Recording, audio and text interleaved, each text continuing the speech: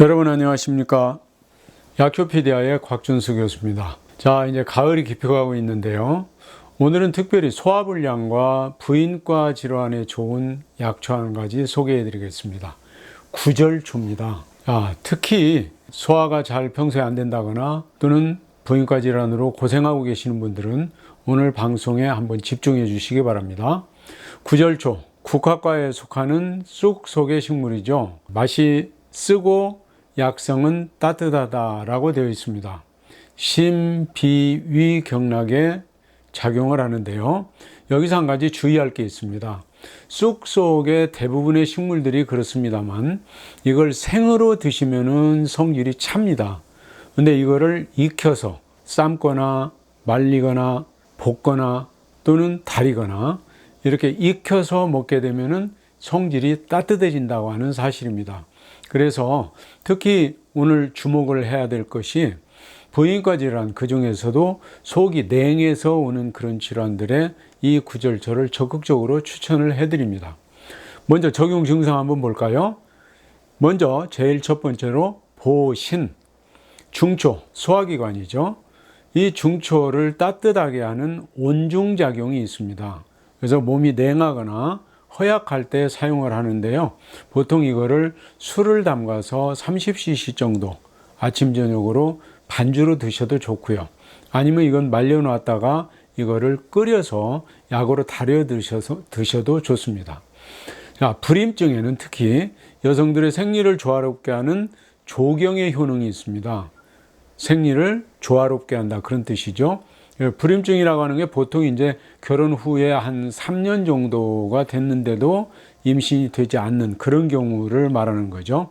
이런 경우에도 구절초 술을 담거나 차로 또는 단제로 물을 넣고 끓여서 드셔도 좋습니다. 자, 세 번째, 부인병입니다.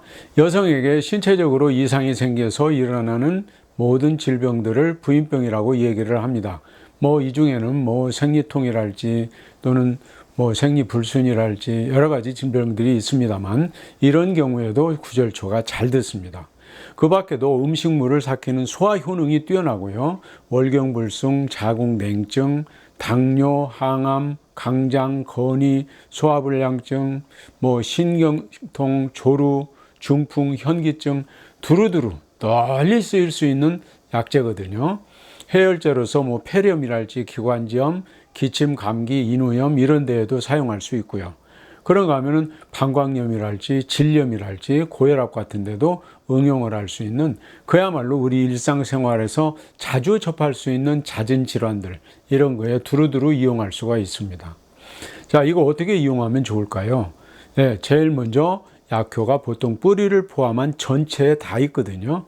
그래서 음력 9월 9일 이때 채취한 것이 가장 좋다 해서 구절, 9구자, 마디절자 이걸 써서 9월 9일 날 전후해서 채취하는 것이 약효가 좋다고 이렇게 되어 있습니다. 햇볕에 잘 말려서 적당한 크기로 잘라가지고 사용하게 되는데요. 향긋한 그 방향성이 있기 때문에 먹기도 좋습니다.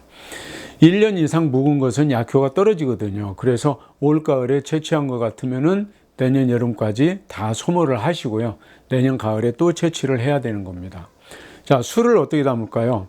말린 전초 약 150 내지 200g 정도에다가 소주를 한 3.8 내지 4리터 정도 붓고 밀봉을 해서 햇볕이 들지 않는 시원한 곳에 보관을 해놨다가 한 3, 4개월 정도 지나게 되면 건더기를 건져내고 그 후로도 한 2, 3개월 정도 숙성을 시켜서 드시면 아주 좋습니다.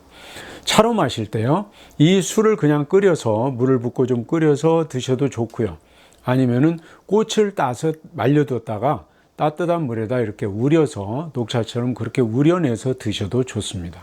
자, 이것도 주의할 사항이 있죠. 장기간 사용해서는 좋지를 않습니다. 특히 민간에서 알려진 바에 의하면은 남성들의 경우에 장기간 복용하게 되면은 양기가 줄어든다는 그런 학설이 있습니다. 특히 주의를 좀 해야 되겠죠. 자, 드시는 동안에 특별히 가리는 음식은 없고요. 자, 구절초, 전국 산야에 자연스럽게 분포를 하는 숙근 다년생 초본이고요. 땅속 뿌리줄기가 옆으로 이렇게 길게 뻗어가면서 번식을 하게 되고 키가 약 50여 cm 된다고 그랬는데 이거는 이제 토양의 그 영양 상태에 따라서 좀 더 자랄 수도 있고 덜 자랄 수도 있습니다.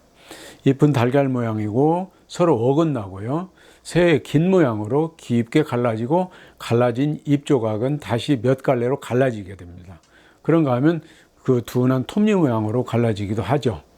꽃은 9월에서 10월 사이 원줄기와 가지 끝에 흰색 또는 연분홍색으로 한 송이씩 달리게 됩니다.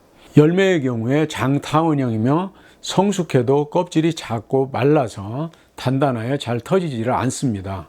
가죽질이나 나무질로 되어 있는 수가로서 10월에서 11월 사이에 결실을 하게 됩니다. 그림을 한번 보면서 설명을 드릴게요. 자, 맨 왼쪽에 지금 술을 담가 놓은 모습이죠. 오른쪽에 있는 사진들은 지금 전초를 채취를 해서 지금 건조해 놓은 그런 상태가 되겠습니다. 맨 오른쪽 이거는 바로 지금 수확을 한 그 모습이고요. 자, 구절초의 수형을 보고 있습니다. 전체적인 수형, 위쪽에 왼쪽 그림, 그 다음에 오른쪽 그림과 아래쪽 왼쪽 그림은 지금 잎을 보고 계시고요. 아래쪽에 그 오른쪽이 바로 꽃이 되겠습니다. 꽃, 열매, 전초들을 보고 계시는데요.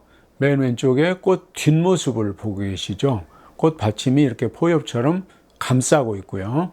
자, 열매가 맺혀 있는 수가의 모습이고 맨 오른쪽은 지금 꽃이 피어 있는 전초의 모습을 보고 계십니다.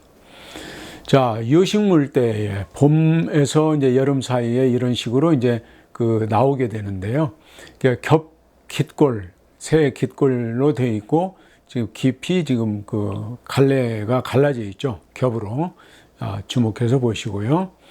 자, 가을철에 이제 꽃이 피어 있는, 활짝 피어 있는 개화된 꽃의 모습을 보고 계십니다. 자, 이거는 이제 보통 전초를 수확을 하게 되면은요, 정선을 해서 되게 이제 예전에는 이렇게 엮어서 지프로 엮어 가지고 바람이 잘 통하는 곳에다가 걸어 놓죠. 그래서 이제 말린 상태에서 이걸 나중에 잘라 가지고 약용으로 사용을 했었습니다. 자, 여러분, 오늘은 특히 소화기 질환에도 좋고요. 특히 부인병 질환의 특효로 되어 있는 구절초에 대해서 알아보았습니다. 음력 9월 9일을 전후해서 채취한 것이 약효가 제일 좋다는 거 꼭 기억을 하시고요. 올가을에 구절초 좀 준비해 놓으셨다가 건강한 겨울, 그 다음에 다음 봄과 여름을 맞이했으면 좋겠습니다. 여러분, 오늘 방송은 여기까지 하고요. 방송 내용이 좋았다면 구독, 좋아요, 알림 설정 잊지 마시고요. 건강한 모습으로 다음 시간에 다시 찾아뵙도록 하겠습니다. 여러분, 감사합니다.